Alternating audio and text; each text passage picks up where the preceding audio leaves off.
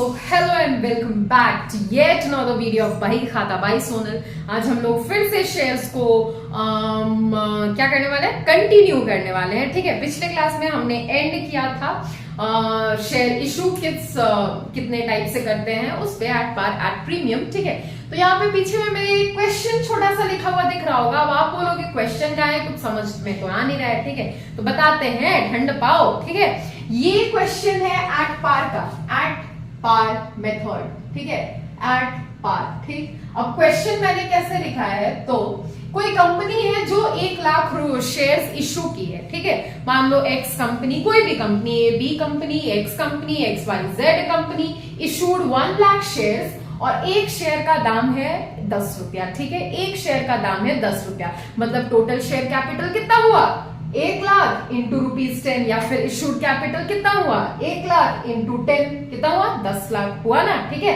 10 लाख हुआ, 10 लाख की रिक्वायरमेंट है कंपनी को अभी फिलहाल। ठीक है, तो ये इंस्टॉलमेंट मेथड पे लमसम का भी क्वेश्चन करेंगे, धीरे धीरे एक एक करके कर लेते हैं, है ना। ठीक है, तो फिर देखो कंपनी अब पैसा कैसे मांगता है, एप्लीकेशन पे 5 रुपया, ठीक है, अलॉटमेंट पे 3 रुपया, फर्स्ट एंड फाइनल कॉल पे 2 रुपया, 5 3 8 और 2 10 रुपया हो गया टोटल। ठीक है, तो अब देखो हम ना ये छोटा सा क्वेश्चन से, एग्जाम्पल से इसीलिए स्टार्ट कर रहे हैं ताकि जर्नल एंट्री कैसे होता है वो भी आप लोगों को पता चल जाए। ठीक है, अमाउंट कैसे पुट करते हैं, इंस्टॉलमेंट में इशू कैसे होता है, कंपनी कब पैसा मांगता है, पक्का उस अमाउंट को कहाँ कैसे कब पुट करते हैं वो भी आपको क्लियर हो, इसीलिए। ठीक है, तो चलो फिर शुरू करते हैं। ठीक है, तो देखो जैसे कि हम बोले थे सबसे पहले एप्लीकेशन का हम एंट्री करते हैं। ठीक है, तो ये 2 एंट्री है एप्लीकेशन का, bank account debit to share application account and share application account debit to share capital account. ठीक है, ये 2 एंट्री है एप्लीकेशन का। ठीक है, अब सबसे पहले याद करो, फर्स्ट क्लास में हम बताए थे एप्लीकेशन मनी कभी भी कंपनी कोई भी पब्लिक से नहीं मांगता है। ठीक है, एप्लीकेशन मनी पब्लिक खुद पे करती है कंपनी को। ठीक है, इससे क्या पता चलता है कि हाँ इस पब्लिक को इतने शेयर्स में इंटरेस्ट है। ठीक है, वो पता चलता है। ठीक, तो एप्लीकेशन मनी मतलब कंपनी को कैसे पता चलेगा, भगवान थोड़े वो। ठीक है, भगवान थोड़े जो पता चलेगा कि इस पर्सन को मेरे शेयर्स में इंटरेस्ट है, इतने शेयर्स में इंटरेस्ट है तो फिर अब चलो पैसा मांगते हैं मुझसे, ऐसा थोड़ी होता है। ठीक है, पब्लिक क्या करती है, खुद ही पहले इंटरेस्ट शो करती है। ठीक है, और इंटरेस्ट शो कैसे करती है, तो एप्लीकेशन का अमाउंट पे करके। ठीक है, अब देखो 1 लाख शेयर इश्यू किया है ₹10 में। ठीक है, 5 रुपया एप्लीकेशन अमाउंट है। ठीक, तो बैंक अकाउंट डेबिट, अब सबसे पहले एप्लीकेशन मनी आ रहा है बैंक के पास। तो एक बात बताओ, जब भी बिजनेस में कोई चीज आता था, डेबिट व्हाट कम्स इन होता था ना। ठीक है, पैसा आ रहा है बैंक के थ्रू आ रहा है, तो हम क्या कहते थे, बैंक अकाउंट डेबिट। तो वही तो है, यहाँ भी तो कंपनी के पास पैसा आ ही रहा है तो बैंक अकाउंट डेबिट कर दिए। ठीक है, बैंक अकाउंट डेबिट कर दिए तो कैसे करेंगे, 1 लाख शेयर्स, ठीक, इंटू ₹5, तो 5 लाख रुपया आ गया कंपनी के पास। ठीक है, 5 लाख आ गया, और किसका पैसा आया है, तो एप्लीकेशन अमाउंट आया है 5 लाख रुपया। ठीक है, नरेशन भी लिख सकते हो, बीइंग एप्लीकेशन मनी रिसीव्ड। ठीक है, स्पेस के कारण हम नहीं लिखे हैं, आप लिखना। ठीक है, हम बोल रहे हैं यार, सुना भी करो, लिख लेना। ठीक है, फिर उसके बाद इस एप्लीकेशन मनी रिसीव तो हो गया है। ठीक है, अब उस एप्लीकेशन मनी को ना शेयर कैपिटल में ट्रांसफर करती है कंपनी। ठीक है, तो एक और एंट्री पास करना पड़ेगा हमको, शेयर एप्लीकेशन अकाउंट डेबिट, यहां भी 5 लाख रुपया।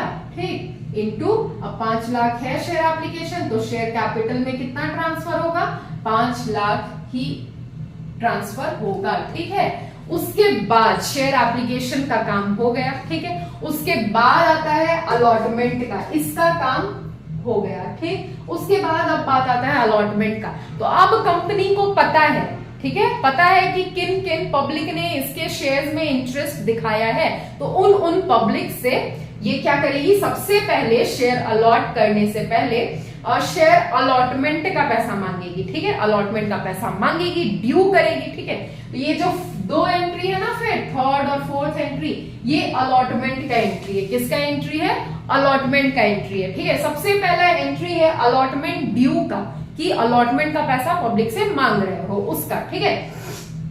शेयर अलॉटमेंट अकाउंट डेबिट, ठीक। अब अलॉटमेंट 3 रुपया है तो 1 लाख इंटू 3, टोटल कितना अलॉटमेंट का पैसा ड्यू करना है कंपनी को? 3 लाख रुपया।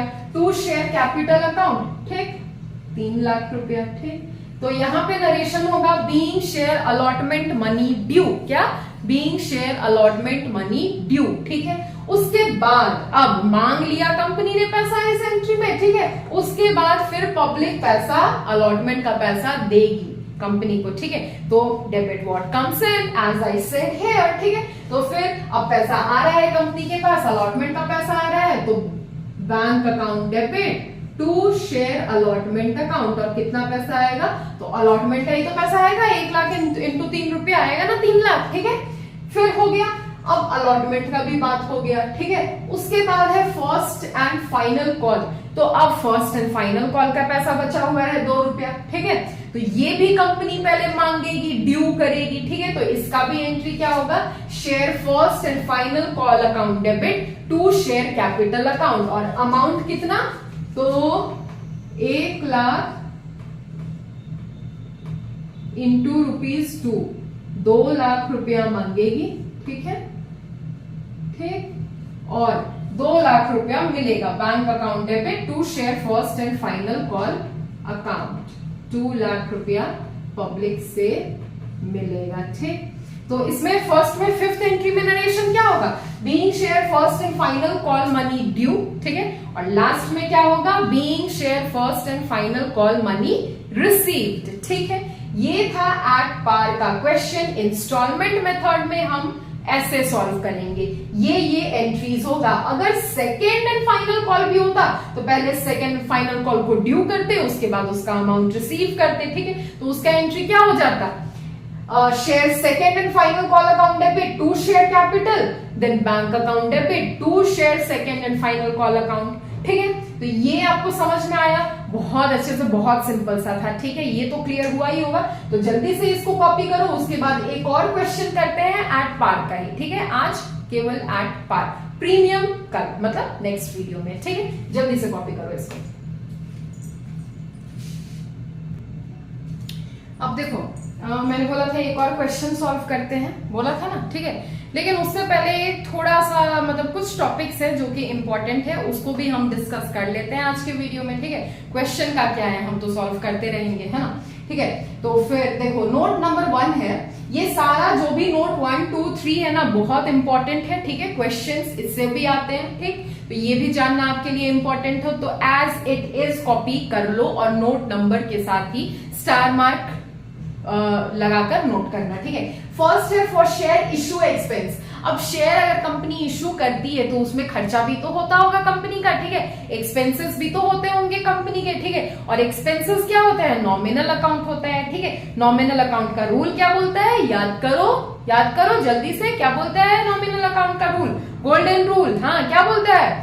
Debit all expenses and losses, credit all incomes and gains, ठीक है। तो एक्सपेंसेस हो रहा है, इशू में एक्सपेंस हो रहा है, तो उसको हम डेबिट कर देंगे। तो इसका एंट्री अगर हम करेंगे तो उसका एंट्री क्या होगा? ये होगा share issue expenses account debit, ठीक, टू बैंक अकाउंट, ठीक, टू बैंक अकाउंट, ये होगा। और नरेशन में फिर लिख देंगे, ठीक है। फिर उसके बाद है note number 2, if shares are issued to promoters, अगर प्रोमोटर्स को शेयर इशू किया जा रहा है तो उसका भी कुछ एंट्री होगा, ठीक है। तो उसका एंट्री क्या होगा? उसका एंट्री ये रहा, ठीक, क्या होगा?